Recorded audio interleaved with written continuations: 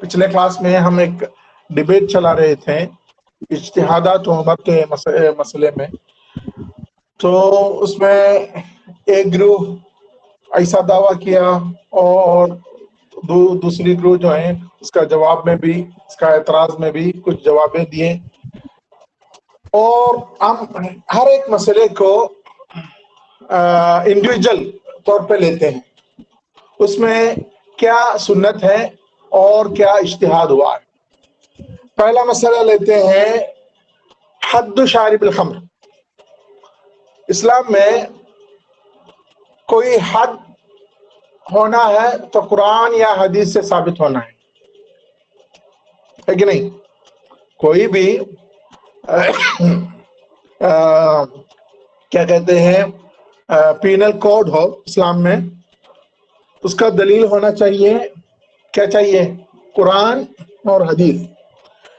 شارب الخمر کے جو حد ہے تو عمر رضی اللہ تعالیٰ عنہ کا اجتہاد. عمر نے مجلس شورا میں مسئلہ رکھے تو علی رضی اللہ تعالیٰ عنہ نے فرمایا اذا شرب حذا واذا حذا كذف واذا كذف 80 جلدہ. اگر کسی نے شراب پی تو وہ کچھ بکتا رہے گا. بکنے کے وقت جو ہے خواتین کے بارے میں کچھ قذف بولے گا. قاذف کو اسلام میں 80 جلدہ ہے سزا. اور ایک حدیث یہ بھی ہے اذا شرب فی المرۃ الاولی فاضربوه 40 جلدہ وإن أعاد ف80 جلدہ وإن أعاد فاقتلوه. تو مطلب یہ عمر کی ذاتی رائے نہیں ہے، حدیث میں بھی ثابت ہے، مگر حدیث غیر معمول بھی ہی ہے، قولی حدیث ہے جسے آن حضرت صلی اللہ علیہ وسلم نے عمل نہیں کیا ہے. حالانکہ ان کے زمانے میں بھی شراب پینے والے تھے بہت کم، مگر کسی کو گھوڑا نہیں مارے، 40 یا 80 گھوڑے نہیں مارے، یا کسی کو قتل بھی نہیں کیے. مگر عمر کے زمانے میں جب شرابی زیادہ ہو گئے تب عمر نے وہ اجتہاد کیا ہے. اس کی تعزیر یا اس کا پرویلیج ان کو ہے، سمجھیں؟ ان کو تعزیر ہے. اسے کہتے ہیں سلطنت القاضی. کیا کہتے ہیں؟ کیا کہتے ہیں؟ سلطنت القاضی یا تعزیر یا سلطنت الپرویلیج اسے کہتے ہیں. تو شارب الخمر کی بات یہ ہوئی. آگے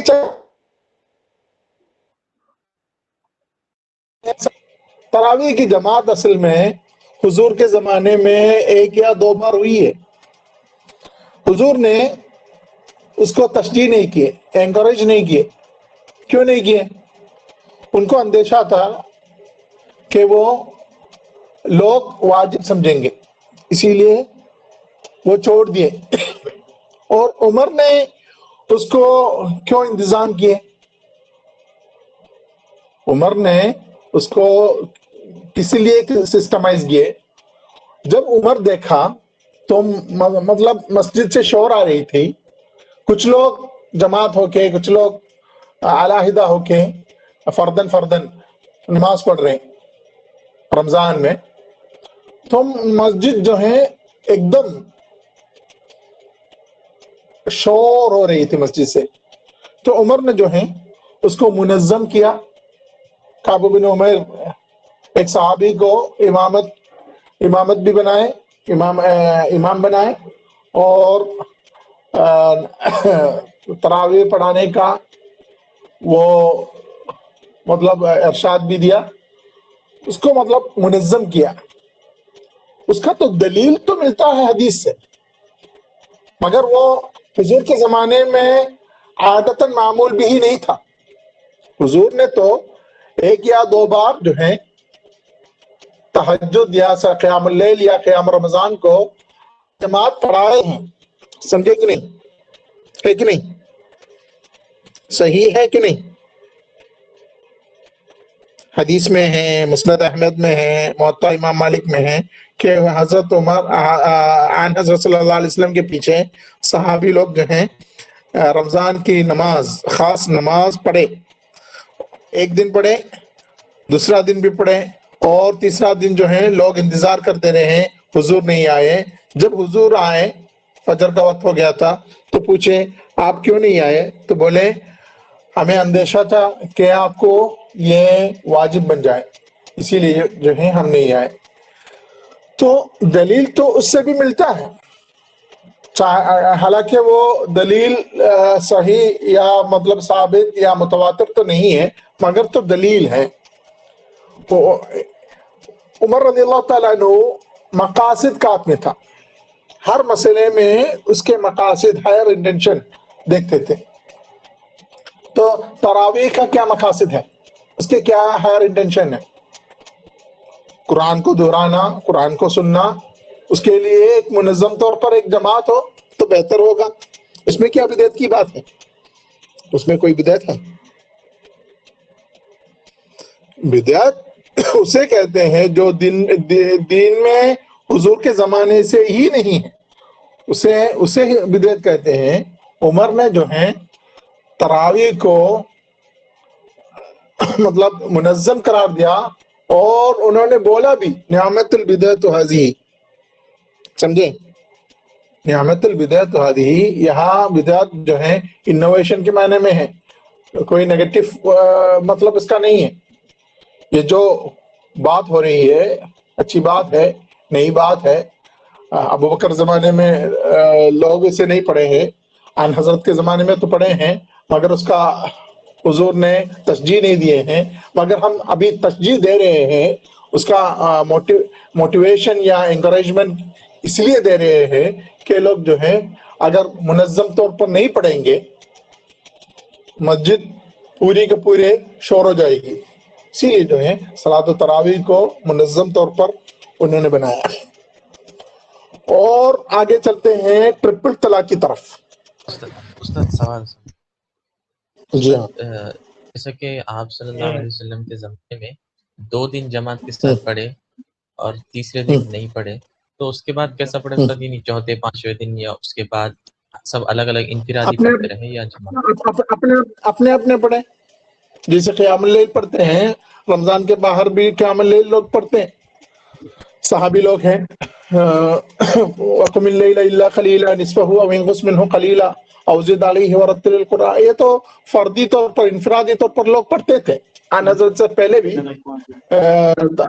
ان کی جماعت کے پہلے بھی اور ان کے بعد بھی، مگر انفرادی طور پر اپنے اپنے گھروں میں پڑھتے تھے۔ مگر جب مسجد میں پڑھنا شروع کیا، مسجد میں جب پڑھنا شروع کیا تو صلاۃ اللیل کی ایک سنت یہ ہوتی ہے، جہری قرآن پڑھنا سنت ہے کہ نہیں؟ صلاۃ اللیل اگر تم اکیلے پڑھتے ہو تو کچھ زور سے قرآن پڑھنا ہے، اس میں دل لگتا ہے، اسی لیے جو ہے لوگ مسجد میں آ کے زور سے پڑھنے لگے علیحدہ انفرادی طور پر۔ تم مسجد کی کیا حالت ہوگی؟ اسامہ آ رہا ہے، متین آ رہا ہے، شیخ حسن آ رہا ہے، سب آ کے انفرادی طور پر اگر تراویح پڑھائیں گے تو مسجد کی کیا حالت ہوگی؟ تو اس مصلحت کو دیکھ کے ابھی کلاس کے بعد انشاءاللہ، اس مصلحت کو دیکھ کے عمر نے جو ہے اس کو منظم قرار دیا، اور اس کے لیے ایک امام بھی تعین کیے، اپوائنٹ کیے۔ تو ہم آگے چلتے ہیں انشاءاللہ، کلاس کے بعد موقع ہوگا انشاءاللہ سوالات کا۔ اب ہم آگے چلتے ہیں ٹرپل طلاق کے مسئلے میں۔ ٹرپل طلاق تو خلاف ہے، سمجھے؟ اب جو ہے یہ سوالات کا موقع مل جائے گا، اسامہ صاحب، سوالات کا موقع مل جائے گا انشاءاللہ، آپ کے شکوک و شبہات کے بعد ہی انشاءاللہ ہم بولیے۔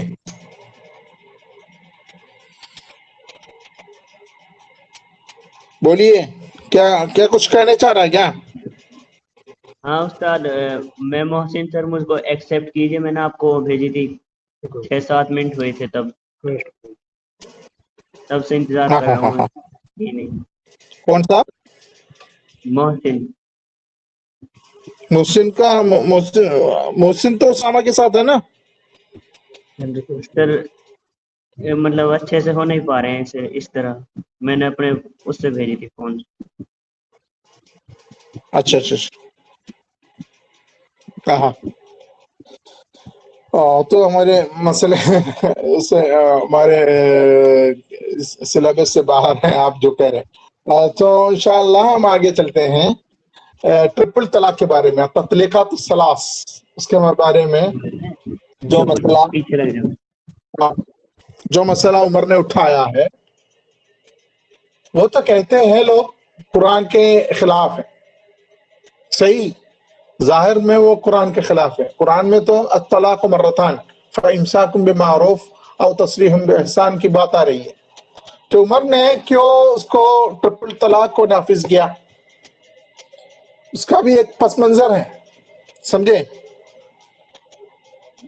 عمر کے زمانے میں لوگ شراب پینے لگے اور اپنی بیویوں کو طلاق بھی دینے لگے، ڈائیورس زیادہ ہو گیا.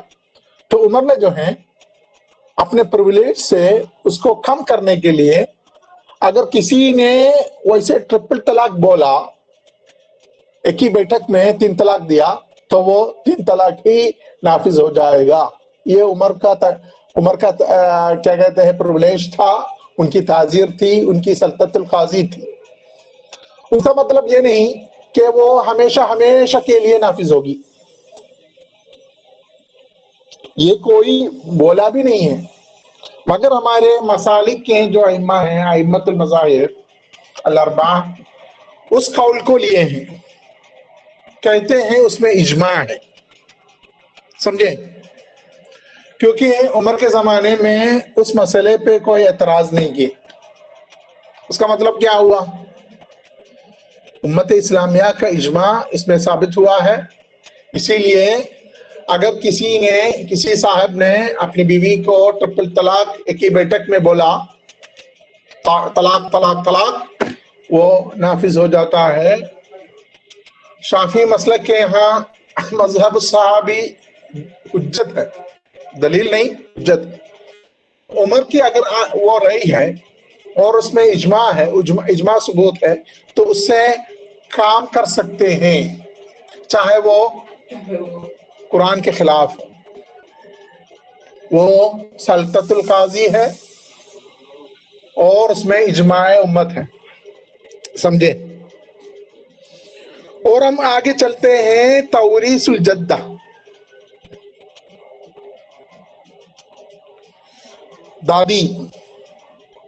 دادی کا کیا نصیب ہے. سورہ نساء میں دادی کا کچھ نصیب فرمایا ہے، ان کے کچھ ٹارگٹس ہیریڈیٹی سے، اپنے میراث سے، فرائض سے کچھ نہیں بولے ہیں. اگر اپنے والدین زندہ ہیں اور بیٹے بھی زندے ہیں تو کچھ نہیں ملے گا. اگر وہ لوگ نہیں ہیں، والدین بھی نہیں ہیں، بچے بھی نہیں ہیں، بیوی بھی نہیں ہے، تو دادی کو کچھ ملنا چاہیے. صرف دادی زندہ ہے تو دادی کو سدس 1/6 وہ حدیث میں نہیں ہے، قرآن میں نہیں ہے، مگر عمل صحابہ میں ہے. صحابے کے زمانے سے، حضور کے زمانے سے ہی، عبداللہ بن مسعود کہتے ہیں حضور کے زمانے سے ہی ہم، اگر دادی ہی اکیلے ہوتی ہے، اس مسئلے میں 1/6 دیتے رہے، سدس دیتے رہے. تو اس عمر رضی اللہ تعالیٰ عنہ نے اس مسئلے کو تنفیذ کیا. اگر کوئی مسئلے میں کسی کا انتقال ہوا، اس کا نہ بیٹا ہے، نہ بیوی ہے، نہ والدین ہے، صرف دادی زندہ ہے، تو دادی کو کچھ ملنا چاہیے،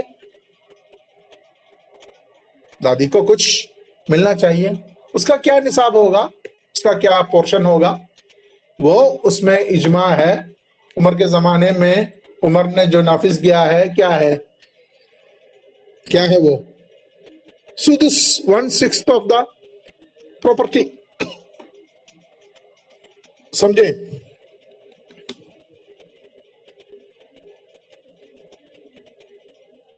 سمجھ رہے ہیں نا؟ اور آگے چلتے ہیں. سر مطلب ہمیں مسئلہ سمجھ نہیں سوال نہیں ہے سر. مطلب کہ ہمیں مسئلہ سمجھ نہیں آ رہا 1/6 آپ کیا کہہ رہے ہیں. یعنی دادی والا ہمیں پورا وہی نہیں پتا, واقعہ نہیں پتا نا, سمجھ نہیں آ رہا. یہ جو فرائض میں انشاءاللہ اب جو ہے علم الفرائض فقہ کا ایک بہت بڑا حصہ ہے. جب آپ فرائض پڑھیں گے, انہیریٹنس جو مسئلہ ہے اس میں آپ پڑھیں گے سدس والا مسئلہ. سدس جو ہیں قرآن میں دادی کے لیے حصہ نہیں قرار دیے ہیں. یہ جو ربع سمن ثلث یہ جو بولے ہیں قرآن میں سورہ نساء میں, وہ سب تو معلوم ہے, قرآن میں نص ہے. مگر دادی والا حصہ جو ہے قرآن میں ثبوت نہیں ہوا ہے. مگر عمر کے زمانے میں اس کو نافذ کیا. اگر کسی کا ابا نہیں ہے, امی نہیں ہے, بیٹے نہیں ہیں, بیوی بھی نہیں ہے, تو ان کا جو طریقہ ہے, ان کی جو ہیریڈیٹری مال ہے, یہ جو پراپرٹی ہے, اس کا جو 1/6 جو ہے دادی کو مل جائے گا. یہ اس میں اجماع ہوا ہے عمر کے زمانے سے. عمر نے جو ہے اس کو نافذ کیا. تو ابھی آپ لوگ جب فرائض پڑھیں گے انشاءاللہ اگلے سال, اس کے بعد آخری سال میں فرائض پڑھیں گے, وہ بھی مسئلہ آئے گا کہ دادی کا کیا حصہ ہوگا. دادی کے حصے کے بارے میں کوئی دلیل نہیں ہوگا, قرآن سے کوئی دلیل نہیں ہوگا, مگر عمل صحابہ سے دلیل ملے گا. عمل صحابہ کا جو عمل ہے یا مذہب صحابی ان کی جو رائے ہے, اس سے بھی کچھ نہ کچھ دلیل ملتا ہے کہ نہیں. یہ جو کیا کہتے ہیں ہمارا ٹریڈیشن تواتر عملی, اس میں تواتر عملی رہا ہے. نماز ہمیں کیسے ملی حمزہ سلیم؟ حدیث سے ملی ہے کیا؟ نماز کی جو کیفیت ہم جو پڑھ رہے ہیں, نماز کی جو کیفیت جسے ہم نماز پڑھ رہے ہیں, وہ حدیث سے ہم سیکھے ہیں یا قرآن سے سیکھے؟ سر ہم دیکھ کر جو سیکھتے ہیں. ہاں بس اس میں جو ہے تواتر ہے, اس میں جو ہمارے عملی تواتر ہے. تو دادی کو 1/6 دینے میں, سدس دینے میں تواتر رہا ہے صحابہ کے زمانے سے, حضور کے زمانے سے. حضور نے اس کو منع نہیں کیے ہیں. اسی لیے جو ہے اگر کوئی بولے قرآن میں وہ نہیں ہے, حدیث میں نہیں ہے, تو بولیں گے یہ عمل الصحابہ رہا ہے, صحابہ کا ٹریڈیشن وہی رہا ہے, اسی لیے جو ہے عمر نے اس کو نافذ کیا ہے. سمجھے؟ اور آگے چلتے ہیں مؤلفۃ القلوب. مؤلفۃ القلوب والا مسئلہ قرآن میں ہے, سورہ توبہ میں. انما الصدقات للفقراء والمساکین والعاملین علیہا والمؤلفۃ قلوبہم, جو جن دلوں کو اسلام کی طرف مائل کرنا ہے ان کو بھی دینا چاہیے زکوٰۃ سے. عمر نے جو ہے اس کو رد کر دیا, نہیں ہم ایسے لوگوں کو نہیں دیں گے. ابھی جو اسلام کے اندر ہے بس اتنی تعداد کافی ہے, ابھی دوسروں کو باہر سے لے آنے کی ضرورت نہیں ہے. تو یہ جو بولتے ہیں عمر نے اس کو تعطیل کیے ہیں, یہ تعطیل کا مسئلہ نہیں ہے. عمر کا زمانے میں ان کا فتویٰ الگ تھا, اسے کہتے ہیں تغیر الفتویٰ بتغیر الزمان والمکان. کیا کہتے ہیں؟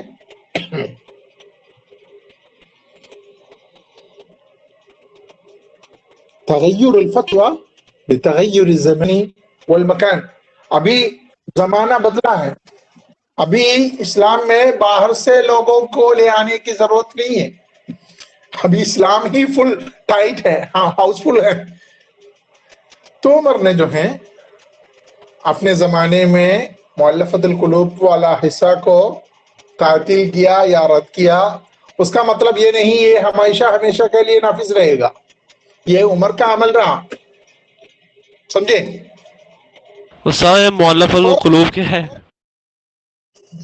مؤلفۃ القلوب اسے کہتے ہیں زکوٰۃ میں 8 لوگوں کو دینا چاہیے: غریب، فقیر، مسافر، اسیر، اور فی سبیل اللہ، وابن السبیل، اور مؤلفۃ القلوب والعاملین علیہا، زکوٰۃ کے لیے جو عمل کرتے ہیں، کام کرتے ہیں، ان جو افسران ہیں ان کو بھی دینا ہے. اس میں ایک حصہ مؤلفۃ القلوب ہے، اسلام میں لے آنے کے لیے یا ان کے دل کو اسلام کی طرف مائل کرنے کے لیے. آن حضرت صلی اللہ علیہ وسلم جو بدوی لوگوں کو، جو غریب قبیلوں کو دیتے تھے، اسے مؤلفۃ القلوب کہتے ہیں. مطلب ان کے قلب کو، ان کے دل کو اسلام کی طرف تعلیف کرنا، جمانا، وہی اس کا مقصد تھا حضور کے زمانے میں. یہ تو سورہ توبہ میں ہے، کلن کلا نس ہے. تو بولتے ہیں عمر نے اس کلن کلا نس کے خلاف کیوں عمل کیا؟ اس کا کیا جواب ہے؟ عمر نے اس کے خلاف نہیں عمل کیا ہے. عمر نے وہاں کے حالات کو دیکھ کے، ابھی جو اسلام کے اندر لوگ ہیں وہی اس کے مستحق ہے، ڈیزرو کرتے ہیں، تو باہر کے لوگوں کو کیوں دیتے؟ سمجھے؟ اسلامی سماج میں ہی اس کے مستحق ہیں، مجاہد لوگ ہیں، غریب ہے، فقیر ہے، مسکین ہے، اور مسافر ہیں، سب ہیں. تو مؤلفۃ القلوب اس میں پرائیورٹی کم ہے، ابھی اس کی پرائیورٹی ابھی کم ہے. تو پرائیورٹی جب ہوتی ہے، اولویات جب ہوتی ہے، تب تو دیں گے. عمر کے زمانے میں نہیں دیا، اس کا مطلب یہ نہیں ہمیشہ کے لیے مؤلفۃ القلوب والوں کو نہیں دیں گے. مؤلفۃ القلوب اگر کسی کو اسلام کی طرف سے یا بیت المال سے کچھ مدد مل جاتے ہیں، تو وہ لوگ پورے کے پورے خاندان، قبیلہ اسلام میں اگر ابھی آئیں گے تو ان کو دیں گے، کوئی مسئلہ نہیں ہے. مگر عمر نے اس کو جو ہے تعطیل کیا، کینسل کیا. سمجھے؟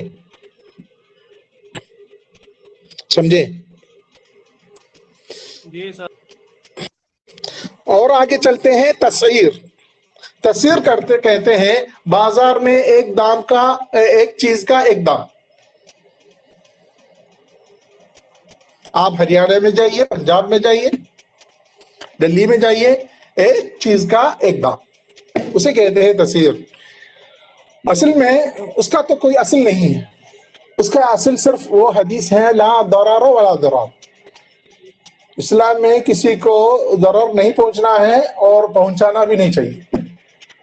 اور اسلام میں ربا کا، پروفٹ کا کیا معیار ہے؟ اس کا کوئی معیار تو حضور نے نہیں بتایا ہے. تجارت. ہاں، مطلب 2 گنے 3 گنے جیسا کہ تاجر چاہے کر سکتے ہیں، اس کا کوئی معیار نہیں ہے. مگر عمر نے جو ہے اپنے زمانے میں ہر چیز کا ایک دم بنایا. نو مول تول کی بات ہی نہیں، نو بارگیننگ. ایک پریس، ایک دام، فکسڈ ریٹ، اسے کہتے ہیں تسعیر.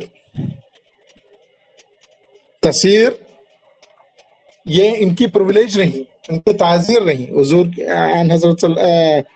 حضرت عمر کی پرویلیج نہیں. اور آگے چلتے ہیں. ایقاف قطع ید السارق، چور کا ہاتھ کاٹنا ہے، قرآن میں نص ہے. فقطعوا ایدیہما نکالا من اللہ. مگر عمر نے 1 سال میں اس کو چھوڑ دیا. اس کا بھی ایک پس منظر ہے. اس عام کو کہتے ہیں، اس سال کو کہتے ہیں عام المجاعہ، the year of starvation. ہر جگہ غربت تھی، لوگ بھوکے تھے. تو عمر نے جو ہے ایک مسئلہ ایسا آ گیا کہ کسی نے ایک مالدار کے باغ سے کچھ کھجور چوری کیا تو عمر نے اس کا ہاتھ نہیں کاٹا. یہ کیوں نہیں کاٹا؟ کیونکہ لوگ غربت میں ہیں، لوگ بھوکے ہیں، تو وہاں حکمراں کی ذمہ داری ہوتی ہے ان کو روزی روٹی ملے. سمجھے؟ تو زبردستی کچھ لوگ کرتے ہیں. اس زبردستی میں اگر کوئی ذمہ دار حاکم ہے، حکمراں ہے، تو کس کا ہاتھ کاٹیں گے؟ سمجھے؟ تو اسی مسئلے میں ہمارے امام شاطبی اپنے موافقت میں ایک مقولہ عمر بن عبدالعزیز سے اقتباس کرتے ہیں، بولتے ہیں اگر غربت میں کسی نے کسی کا مال چوری کیا تو حکمران کا ہاتھ کاٹنا ہے، کیونکہ وہ اس کی کمی ہے. سمجھے؟ اس کی کوتاہی ہے جو اپنے رعیت کو، اپنے جو لوگ ہیں، باشندے ہیں، ان کو روز روٹی کی ضمانت اس کی ذمہ میں ہے. کس کے ذمہ میں؟ جو حکمران ہے، حاکم ہے، گورنر ہے، والی ہے. اور آگے چلتے ہیں، ہم بولتے ہیں زکوٰۃ الفرس، گھوڑے کی زکوٰۃ. کیا گھوڑے کی زکوٰۃ ہے؟ حدیث میں ہے، بخاری میں ہے کہ گھوڑے کو زکوٰۃ نہیں ہے. لا زکوٰۃ لعبدہ ولا لفرسہ. تو عمر نے جو ہے گھوڑے کو زکوٰۃ نافذ کر دیا. یہ کیوں؟ عمر دیکھا کہ لوگ جو ہیں حدیث کو سوء استعمال کر رہے ہیں، ایکسپلائٹ کر رہے ہیں. کیونکہ گھوڑے کو زکوٰۃ نہیں ہے تو گھوڑے خرید رہے ہیں. ایک آدمی کو 10 گھوڑے، 12 گھوڑے، 40 گھوڑے، مطلب وہی دولت بنی، گھوڑے ہی دولت بننے لگی. جب حضور کے زمانے میں فرس اپنی ضروریات میں سے تھی، سواری کے لیے ایک گھوڑے کی ضرورت تھی، مگر ابھی جو ہے ایک فخری بن گئی ہے، ایسنشل چیز نہیں بنی، ابھی تو وہ لگژری بن گئی. ایک کار ہے اوڈی، ابھی ایک دوسری کار خرید رہے، تیسری کار خرید رہے، مطلب گھر میں پورا کار ہی کار ہے. اور بولتے ہیں ایک آدمی کو اپنے گاڑی میں زکوٰۃ نہیں ہے. تو عمر نے جو ہے ہر گھوڑے پہ 1 درہم بیت المال میں جمع کرنا ہوگا. عمر نے اس کے مقاصد کو دیکھے. حضور نے گھوڑے سے زکوٰۃ کیوں استثناء کیا ہے؟ کیونکہ گھوڑا اس زمانے کی ضروری چیز تھی. ہر آدمی کے پاس ایک گھوڑا تو ضرور ہوتا تھا، کیونکہ اس کا مرکب تھا، اس کا وہیکل وہی تھا. مگر ابھی حالت بدل گئی ہے، لوگوں کے پاس اور وہیکلز ہیں اور گاڑیاں ہیں، مگر گھوڑا خرید رہے ہیں اور بولتے ہیں اس میں زکوٰۃ نہیں. اگر آپ دیکھیں گے دبئی میں ہر ایک عرب باشندہ کے ہاں 10، 12، 15 گھوڑے ہوں گے، وہ بھی بہت بہت مہنگے. اگر وہ لوگ بولیں گے کہ وہ اس میں ہمارے زکوٰۃ نہیں ہے، وہ کیا بات بنتی ہے؟ وہ اسلام کے خلاف ہے. تو ہر گھوڑے پہ عمر نے جو ہے زکوٰۃ قرار دیا، کیونکہ حضور نے جو بولا ہے ضروری مرکب کے لیے بولا ہے. یہ جو کر رہے ہیں وہ لگژری مرکب ہے. سمجھے؟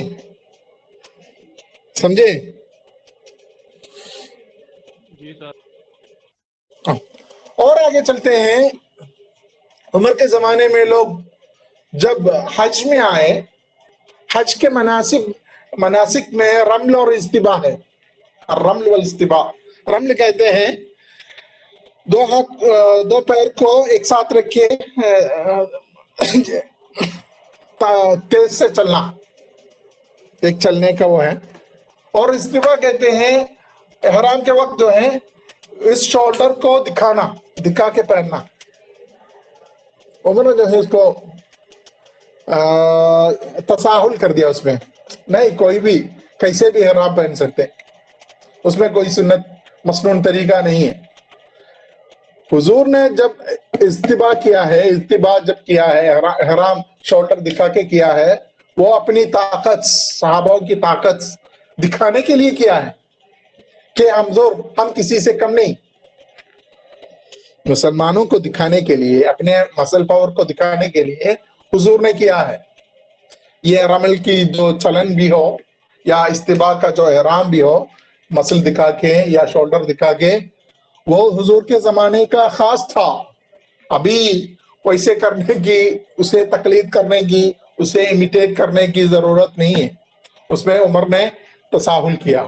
ان مسائل میں ہمارے کچھ سلفی حضرات بھی اور اورینٹلسٹ حضرات بھی آ کے بولتے ہیں عمر کا جو انوویشنز تھا وہ بدعت تھی، یا عمر، جیسا کہ ہمارے ایک اسلامسٹ مورخ بھی ہے اس میں، محمد آرکون ان کا نام ہے، مصر کے ہیں محمد آرکون، بولتے ہیں عمر was an anarchist because he violated the text of Holy Quran and the tradition of the Prophet sallallahu alaihi wasallam. سمجھے؟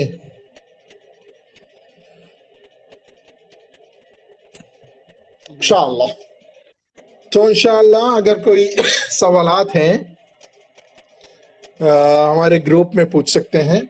ابھی ہمارا اگلا